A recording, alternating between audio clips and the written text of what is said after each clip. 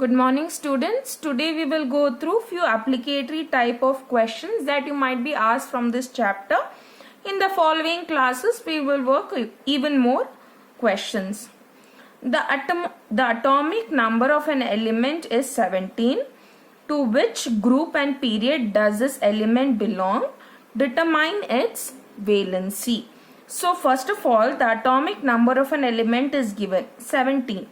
So we will write down, the very first step would be to write down the electronic configuration. Based on that we can determine which group does it belong to as well as period and its valency. Now I have told you group 17 has 7 valence electron. So by looking at the valence electron we can determine that it belongs to group 17.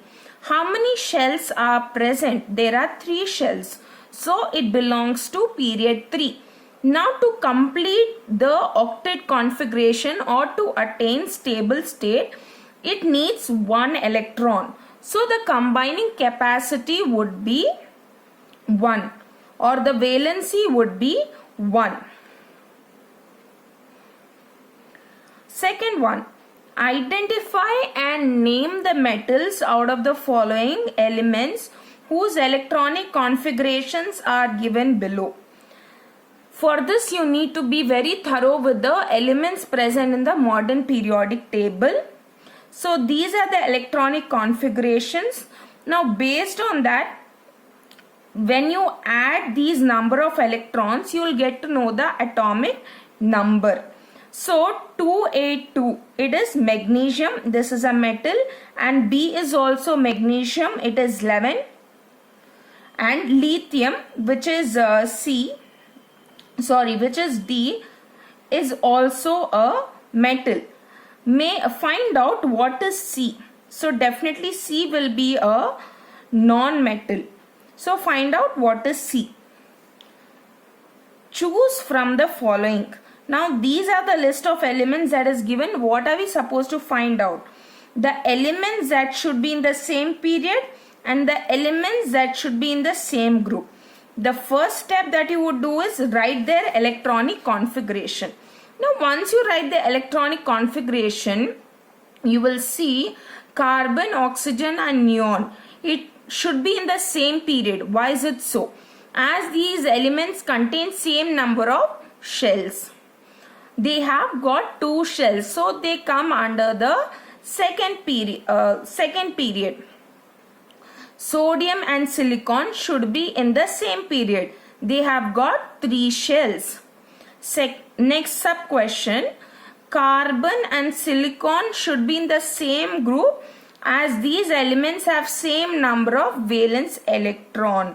So if why carbon and silicon should be in the same group? Because the valence electron is same. So what is a valence electron? It is 4. Fourth question, from the following elements, select the elements having 1 electron in the outermost shell. Second sub question is 2 elements of the same group. Write the formula and mention the nature of compound formed by the union of potassium and element X.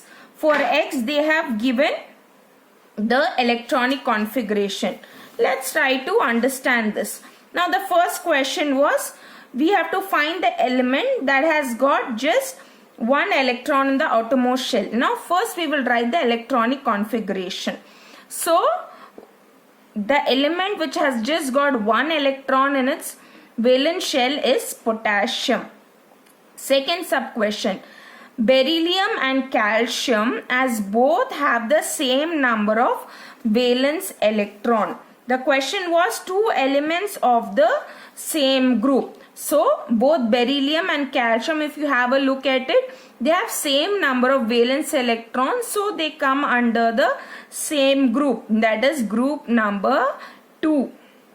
Now third question. Now they are asking, third question was, write the formula and mention the nature of the compound formed by the union of potassium and element X. Now potassium, we know the electronic configuration, and X, this is the electronic configuration that is given. Now potassium will lose one electron because outermost shell is supposed to have octet configuration or 8 electrons. To attain stability, it will lose one electron, so it will gain positive charge, whereas over here the outermost shell has got 7, so it will gain one electron to and it becomes negative. Once it gains electron, it becomes negative. Okay, so K has got the thing is, the combining capacity of K is 1 and the combining capacity of X is also 1. When you crisscross the valency, you get Kx, and this is nothing but the ionic bond.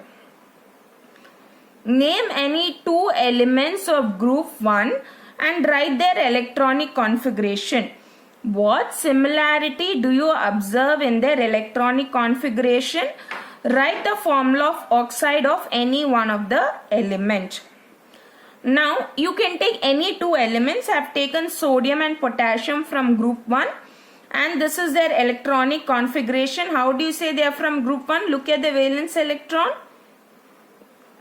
Similarity, both have one valence electron and formula would be Na2O and K2O. Students, be thorough with the Mendeleev's table also and remember the chemical properties that he had taken. That is reaction with oxygen and hydrogen. You need to know that. An element, that is P, atomic number 20, reacts with an element Q, atomic number 17 to form a compound. Answer the following questions giving reason. Write the position of P and Q in the modern periodic table and molecular formula of the compound formed when P reacts with Q. Now the atomic number is given. Based on that we can easily write down the electronic configuration.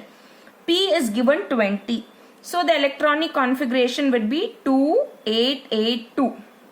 KLMN shell. Now group 2, because it has got 2 valence electron, and fourth period because it has got 4 shell. Q, whereas the atomic number is 17 and it has got 3 shells. So third period, and how many electrons? 7 valence electrons. So group 17. Now look at the last shell or the valence shell. P element has got 2 electron in its valence shell. Now if it loses 2 electrons, it will attain stability. So its combining capacity is 2. Whereas Q, if it gains 1 electron, we see it attains stability. So the combining capacity is 1. Now we know its valency. We will crisscross the valency. We will get PQ2. If you have understood the concept of how to write the chemical formula in your 9th, this concept will be easy for you to understand. Otherwise, I'll advise you to kindly go through your 9th grade textbook.